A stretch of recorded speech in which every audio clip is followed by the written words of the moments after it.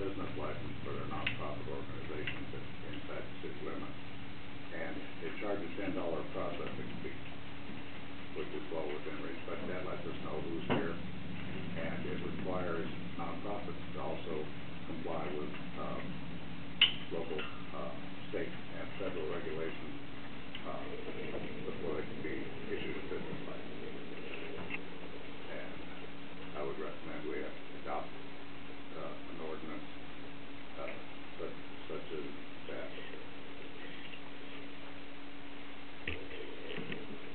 Comments from council?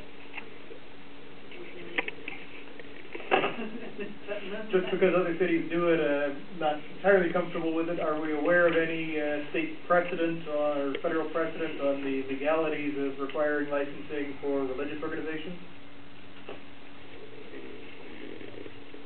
Not that I'm aware of. Any other comments from council? I think it's a good idea. You do? Okay, you should. Council's pleasure. Well, We need to draft this. What committee do we want it to go to? So Right? Sir? Sorry, as I look at the existing PNC 502045, Ken, unless you think otherwise, just a simple repealer of that whole section, the 045 section, because if this is the entirety of it, it doesn't address anything other than what Councilor Halsey's seeking to repeal, right? That is correct. However, I do believe in the preceding documentation where it says, I guess, 502138, or somewhere in there, it should be placed that this shall apply to charitable, religious, and benevolent societies. Or to use it, you could add simply saying this shall apply to nonprofit corporations doing business in the city. And that would probably be under 5.02.030, where you would define business as nonprofit as well. And that should clear probably and repeal that one section. I think we should not restrict it to just nonprofit corporations, because there are a lot of nonprofit organizations that are not incorporated. Yeah, I would just want to make sure we have adequate, in our classifications of businesses, we have the right pigeonhole to put them in if they don't fit any of the current definitions of business. Then it should include, as Councilman Halsey indicated, the charitable, religious, and skip the Councilmember McMahon? So perhaps we refer it to the Finance Committee to work that stuff out to ensure that not only the exemption is repealed appropriately, but the inclusions are done so there's no confusion there. Any other comments from council? Sorry, so we'll refer this to the Finance Committee. We will meet a week from Tuesday, correct? The 26th. Okay, next item on the agenda is the marijuana ordinance. Chief Cullen.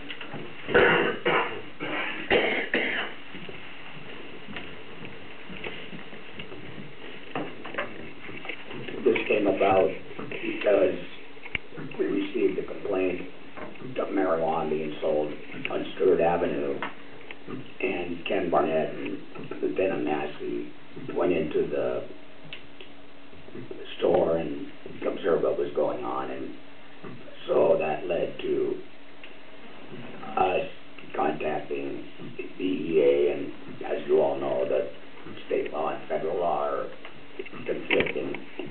So after our discussion with the federal people, they told us that the easiest way to control the problem is to draft an ordinance.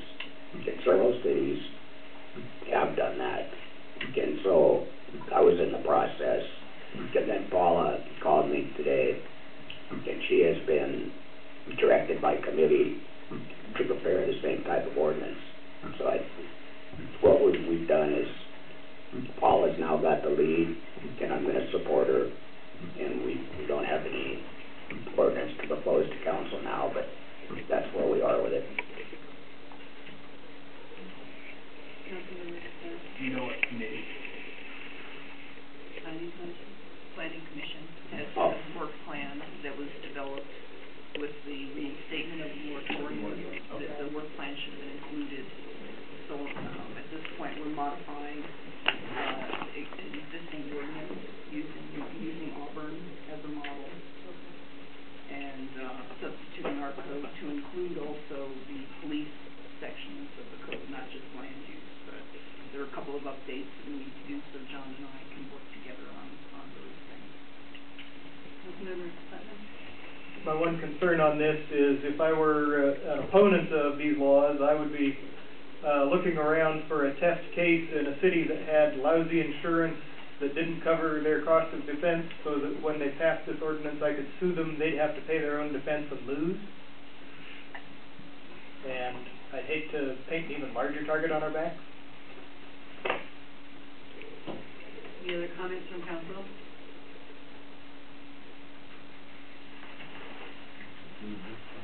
Well, and one of my questions is, so this ordinance then is at the planning commission and you're gonna support it. When will we see this be coming forward, do we know? From planning commission? Would you like me to speak? The first you could. Yes. I'm sorry. Thanks, Paula. The first draft of it is going to the planning commission at the next meeting, which is the 26th. Okay. I won't be in town, and Ken Barnett will be at that meeting, but they've been expecting it, the model. We have a 6-month moratorium now. There are rules about continuing to extend moratorium. After the first 6-month moratorium, you have to have a work plan. So we have to create the ordinance. It goes to the planning commission. It comes to council. There's yet another public hearing. It has to go to the state for 60-day review before council can adopt it. So we're hoping we need to, what do you call it, short track it. And I can get you, I'll make sure the council has a copy of the planning commission's work plan. They're pretty clear on what direction they would like to go in. And so the draft will be coming to council shortly after our meeting. So can we anticipate a draft possibly coming to a workshop in April then? Yes, Okay, the first part of it. yes.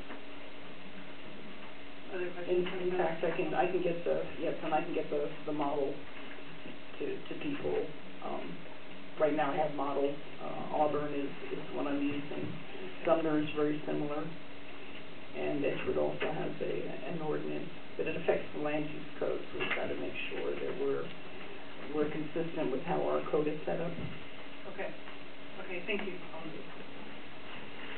Any other questions from council?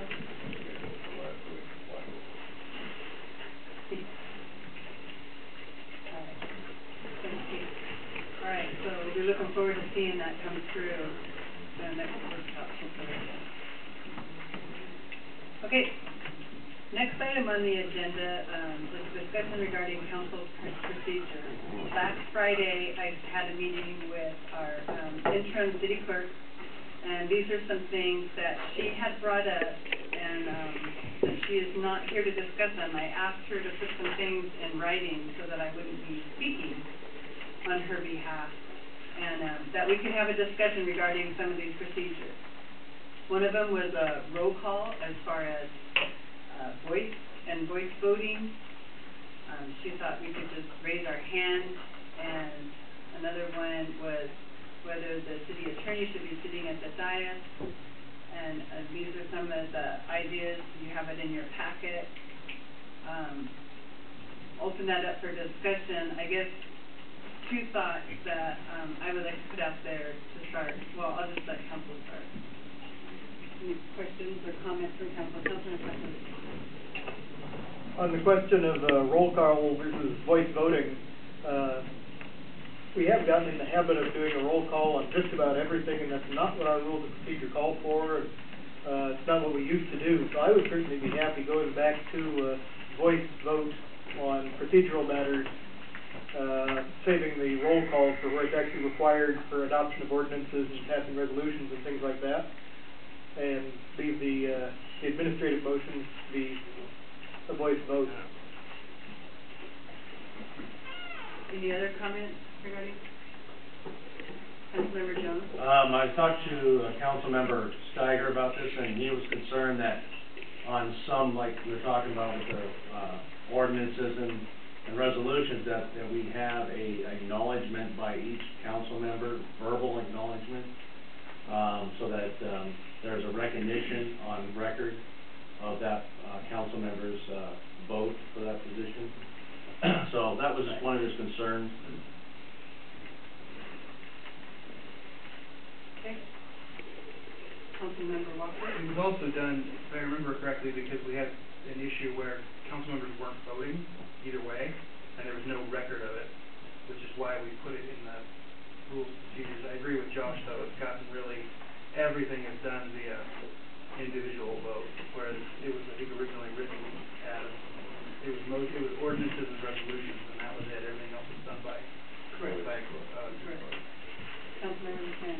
Yeah, I also think that if we did that, and I'll accept either blame or credit depending on where your opinion falls, to attempt to simplify the process.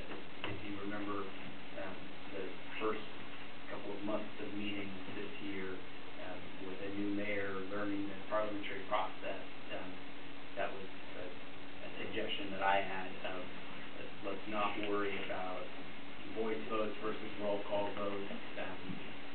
Let's focus our attention on the basics of parliamentary procedure. I'm open to it, but if we find ourselves again bogged down in those kinds of things, just simple confusion of the issue, then we may live to regret that kind of decision. I mean, it takes a few more minutes at the end of the day. I get that. I just worry that we cause another problem somewhere.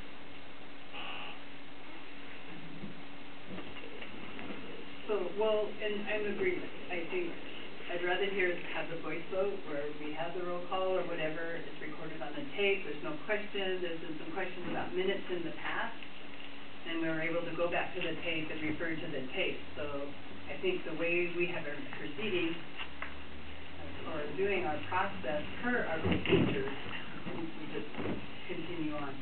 And in regards to the city attorney sitting at the dais, the reason the city attorney was moved to the dais is so that there was a microphone in front of him so he could be heard.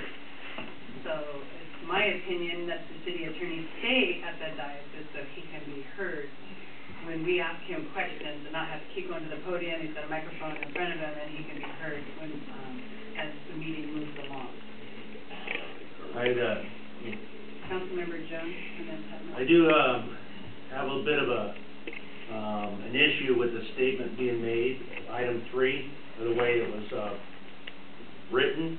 I think that is, unprofessional statement, I concur. and, I find it offensive. Yeah, I think, yeah. My concerns about these statements being said is this packet was public and sent out to all the citizens, and for comments like this to be made, even amongst ourselves, that you're going out to the public, I thought was very unprofessional and should be looked at by the administrators, the mayor. Hopefully, this will be discussed.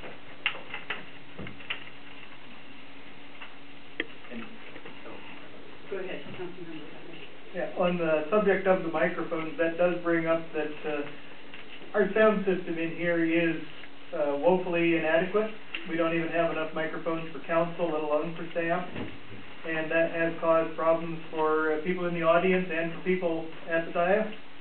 And I really do think that, we should look at getting more microphone input to the system one way or another so that we can actually capture everyone who's speaking, including the staff at the staff table. And a permanent microphone on the podium rather than having to borrow Gary's every time. Councilmember McMahon. And I won't attempt to speak for Councilmember Putnam, but I think there's plenty of room over here if Ken wants to join us on the cool side of the table.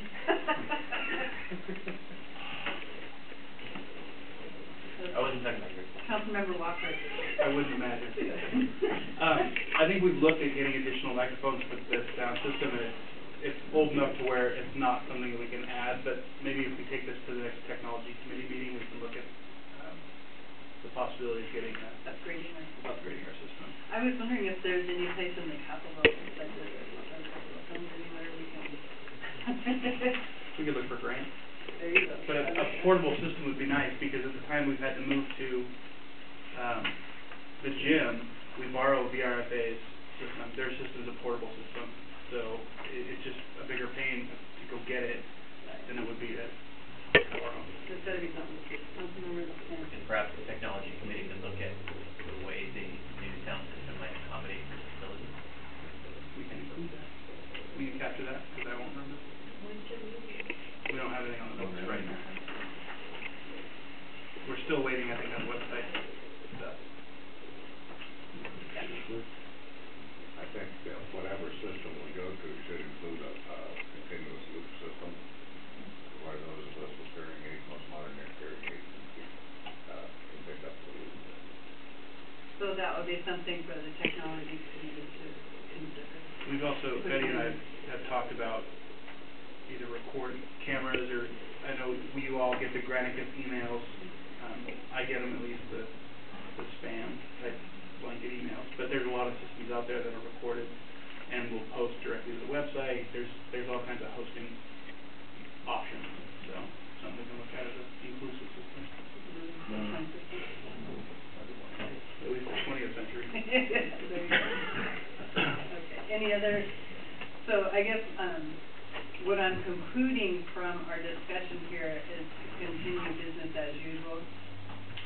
Do we need to change, I'm sorry, Go ahead. do we need to change our procedure, or are we just gonna, agree to work out of our procedure for a little while? I don't have a problem with the voice vote, roll call. It's just made it easier, and I don't think there's a problem with it. Okay. Just continue moving forward the way we have been. Okay. Great.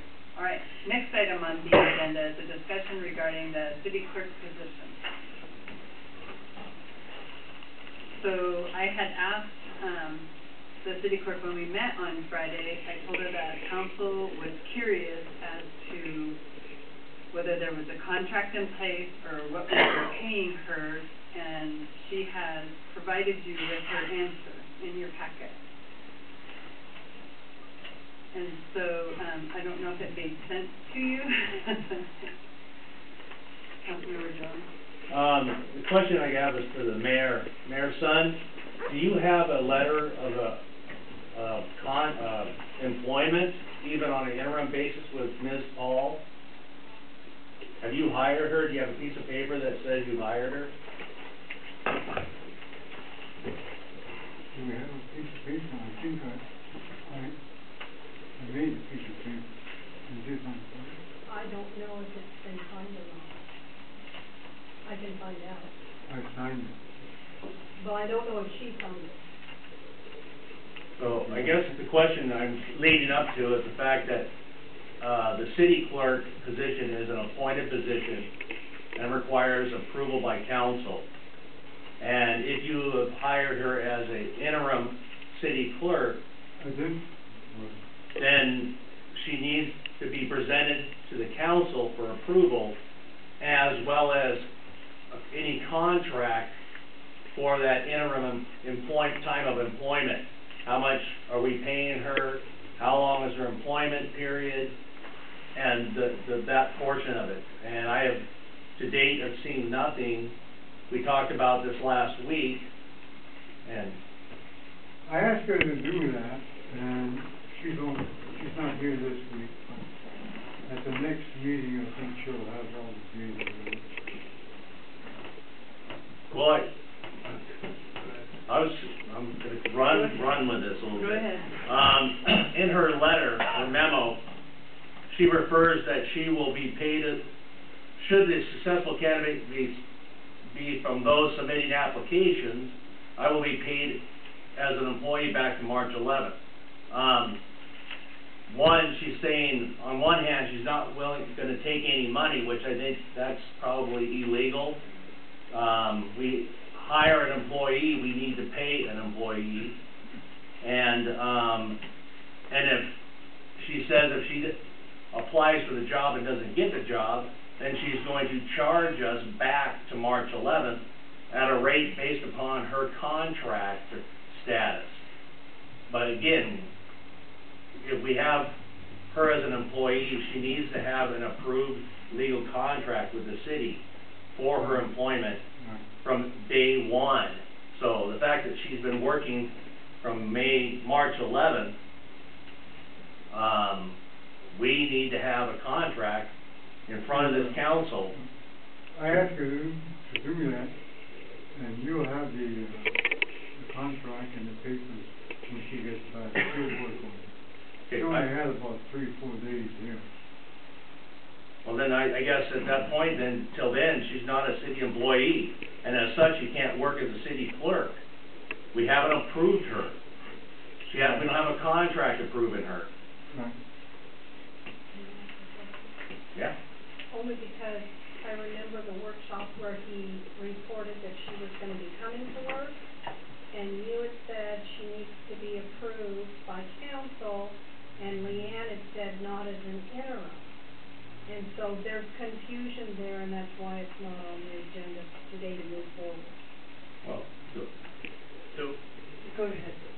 Ken, is there any kind of an exception to the hiring or confirmation or contract process if a position is designated as temporary or interim or acting? I think you asked the wrong question. The question was, if you have a city employee that requires council confirmation, does a person that temporarily occupies that position require council confirmation? And the answer is yes. Well, before Before they become employees. Okay. That's the question I asked.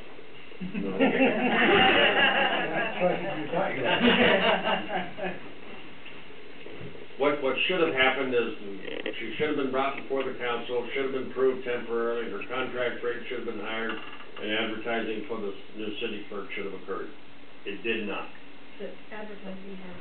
I mean, not at the time she came. Advertising, yeah. Go ahead. Councilmember Putnam, and then. I think part of the confusion here is that we have an interim, director in Public Works, but he's an existing employee who is temporarily working outside of his normal job description, as opposed to someone being hired specifically to temporarily fill a vacant position. Correct. He's already an employee with an approved position. He's temporarily working above his position while I'm assuming we have recruiting going on a Public Works director, that we should have one soon or something. But in this case, she's brought in specifically to fill a vacant position. She's not an existing employee who's temporarily filling a position. Correct. Thank you. Councilmember McCann. So what do we do in the period of time? No.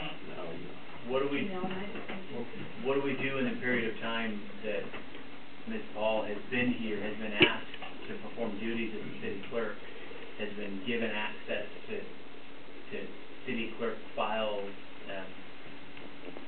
What do we do there? I mean, I think a reasonable person would expect payment for that, although ironically. Under the circumstances as they were related to me this evening, it would be my recommendation that the city pay her up until the time, well, tonight, right now, because she was here under the understanding, or with that council confirmation was not needed for her temporary position. At least that was possibly made, that statement. So if that be the case, then my recommendation to the city would be that we pay her up until today, and that future work not be paid for or performed until council confirmation occurs. Councilmember Walker. But the question comes up is what rate do we pay her? It would be a contracted, well, at this point, $60. I don't know, I have no idea what the mayor on the sheet indicated. I suspect it says $50 an hour, or it will say $50 an hour when we get it. No, it's as an employee so that she can be a signer on the bank. She can't be a signer if she's not an employee, no matter what her position is. Our insurance won't cover non-employees So is there, signing on our bank account, so she would have to be an employee. Is she signing on it now? No, not yet, Okay. but the bank's pushing me to get it done. Councilmember McMahon. so do we know what rate? It's the adopted, I don't remember it off the top of Monthly- my head, but it's monthly scale. within the scale. 544139. It could be. Says in her letter. Oh, Yeah. okay. It's in the scale, the adopted scale. Okay. It could be calculated out Yeah. based upon the city Oh, yeah. clerk's position, so we could come up with that value. But that's a range though, isn't it? There's a range, but there was a dollar figure that was identified. Okay, good, that's what I was. Now, I have a question, because I'm kind of sort of in the middle of, gonna be trying to put together the next package. Am I gonna understand that you would want confirmation to come to you at the next meeting? Yes, So I can put that on the agenda? yes. Okay, I If just that- wanna make sure I'm doing the right thing. Well, I think that's up to the mayor. well, yeah. That's not up to council. That's- He yeah, needs to but- present a candidate to council. Can't hear you. But If you it's guys okay have with the to, mayor, you can put it on the agenda. okay, For confirmation for next Monday for Sandy, Okay, right? I got it. I just know that it has to come through council before it can get on that agenda.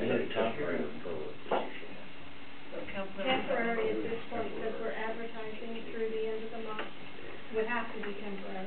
One other question, is there any, question as to the status of any acts she has already performed as clerk during that period? Anything from the recordings of the minutes of the last meeting, anything she signed when she was not officially hired? Should we be looking at retroactively ratifying her acts during that period, just to, cover the city? Yes.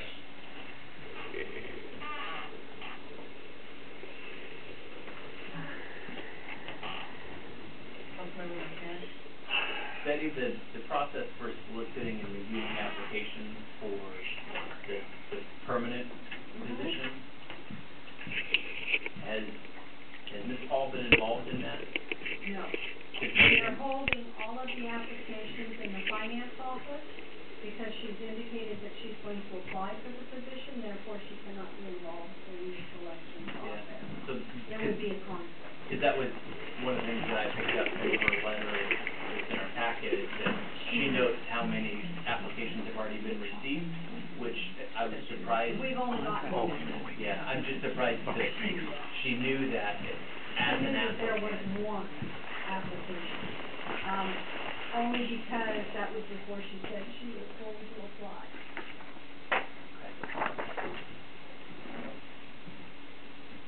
Any other questions from council?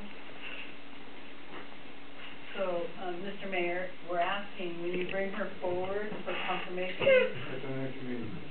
and that will include the rate of pay and everything, okay? The other- It also includes length of time. And the length of time for that interim. Because it's being posted. May not know. Well, we can always extend. We it. can always No, extend okay. it, done.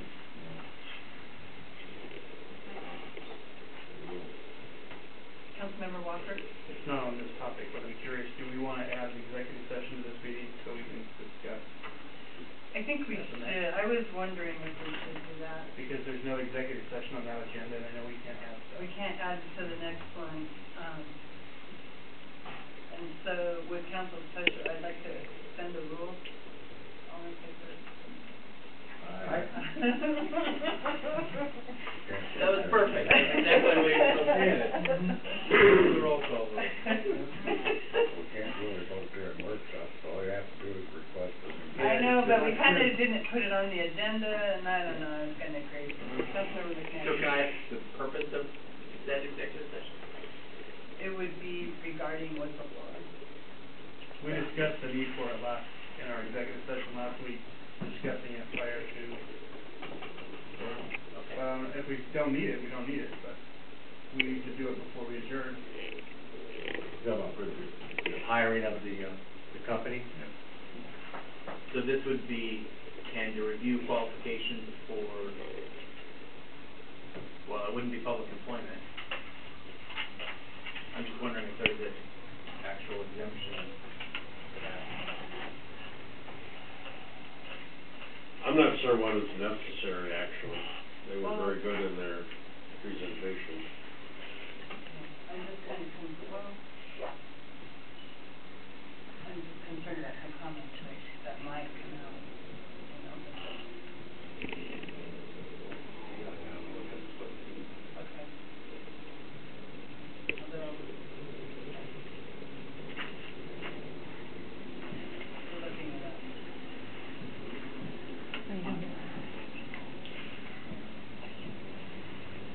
Wouldn't qualify for national security, right? It might.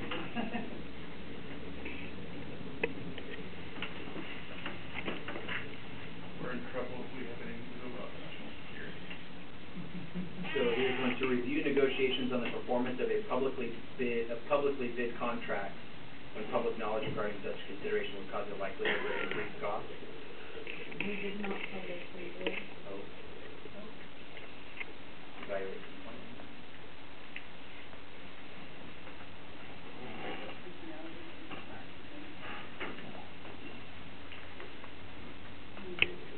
If it's about the whistleblower, it's a complaint Well, that would against an be- official.